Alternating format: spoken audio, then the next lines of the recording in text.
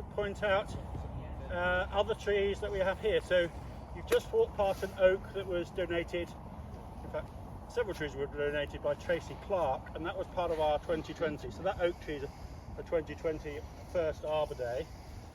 This lime is also 2020. You think it's got lots of growth on the bottom. Well, during COVID, I was one of the few members of staff that was still allowed to come into campus because we were looking after all the woodland and the trees. And unusually, that got deer damage. Deer don't normally come at the edges of the campus because no one was around. In fact, it was quite nice. I got to see badgers and deer and barn owls and everything where you wouldn't expect to see them, so it was quite nice. And going further from that is a further field maple planted in the stump of an elm that died, and a lady at Winnie's Myerscough that she donated, which when we got it we didn't know what to do with it. It was so massive. This was a sort of 1.5k tree in weight as well as value, and it was really difficult to. We had the machine, we had to get ag mech involved to move it and to put it in a place. Yes, what's happened here is we can see the veteran oak tree in the background. We can see the declining lime tree here.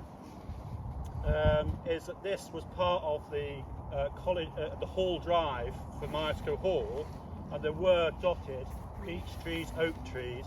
In fact, you don't have to look far to find this massive beech tree that's dropped into there that fell over while I was here, and not many efforts at renewal. So we're trying to do our part and make sure. So now we've got, well, we still kept the lovely old oak tree. We're trying to keep that lime, which is very hollow. But yeah, we've now got 5-year-old, 1-year-old, and other trees that we, to make sure that there is a continuity. I noticed that although we're mostly doing natives, the Myerscough isn't, included in the name, isn't native because we need that resilience as we plant as well. We're trying to do the right thing, aren't we, Principal? Okay, saying that, Callum's going to, so you can see the roots are still exposed. We need some soil to cover the roots and then some mulch to. I'm going to use. If I have to use a spade, is that simple?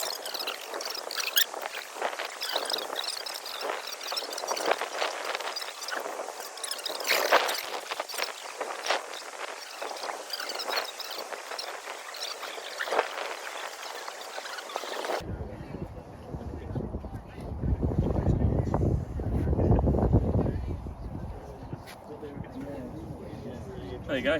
It's the most physical work I've done for about 10 minutes.